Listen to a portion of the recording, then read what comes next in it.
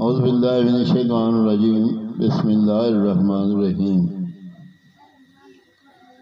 یا وہاب جل جلالہ یا رزاق جل جلالہ یا فتاح جل جلالہ یا علیم جل جلالہ۔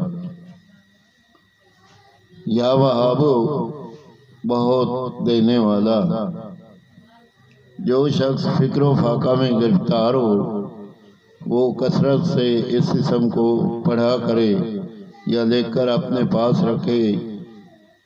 اسے چاشت کی نماز کے آخری سجدے میں 40 مرتبہ اسم کو پڑھا کرے تو اللہ تعالیٰ فکر و فاقہ سے انشاءاللہ اس کو حیرت انگیز طریقے سے نجات دے گا۔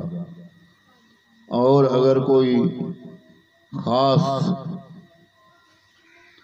حاجت درپیش ہو تو گھر یا مسجد کے صحن میں 3 بار سجدہ کرے، ہاتھ اٹھا کر 100 مرتبہ اسم کو پڑھے، انشاءاللہ حاجت پوری ہوگی۔ آمین ثم آمین۔ یا رزاق جل جلالہ روزی پہنچانے والا،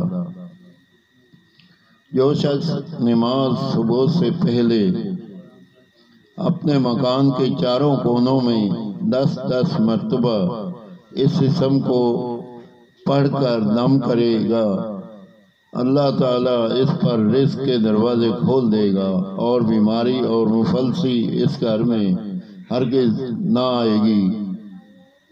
دہنے کونے سے شروع کرے اور منہ قبلہ کی طرف رکھے۔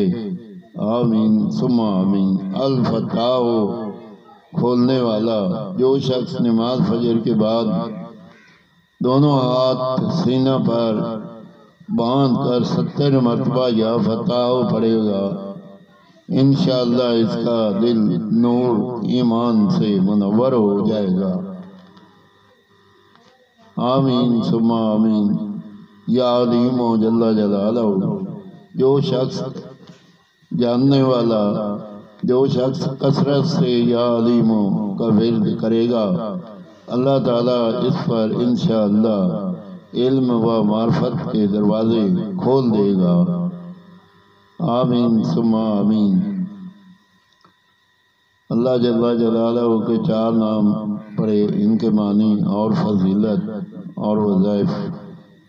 اللہ پاک ان پہ عمل کرنے کی توفیق دے اور ہمیں پڑھنے کی توفیق دے۔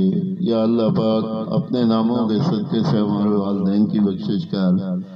یا پروردگار عالم تو رحیم کریم تمام مسلمانوں کے والدین کی بخشش کر اور ان کی خدمت کرنے کی توفیق دے۔ یا اللہ ہمیں صراط مستقیم پہ چلا۔ یا اللہ پاک ہم گنہگار لوگ ہیں، جو پریشانی ہمارے گھروں میں ہے یا باہر ہے یا کہیں بھی ہے وہ دور فرما۔ یا اللہ رزق روزی کی پریشانی، قرضے کی پریشانی، بیٹیاں گھر میں بیٹھی ہیں ان کی پریشانی، اور بھی کئی مسائل ہیں، یا اللہ ان سے ہمیں بچا اور ہمارے لیے رزق کے دروازے کھول دے، کامیابی کے دروازے کھول دے۔ یا اللہ برے لوگوں سے بچا، یا اللہ پاک ظالم لوگوں سے بچا، یا اللہ شر شیطان سے بچا۔ یا پروردگار عالم تو رحیم کریم تیرے دروازے پہ آئے ہیں، یا اللہ ہماری جھولیاں رحمت سے بھر دے۔ حضور پاک نبی کریم صلی اللہ تعالیٰ علیہ وسلم کی سنت کے مطابق عمل کرنے کی توفیق دے۔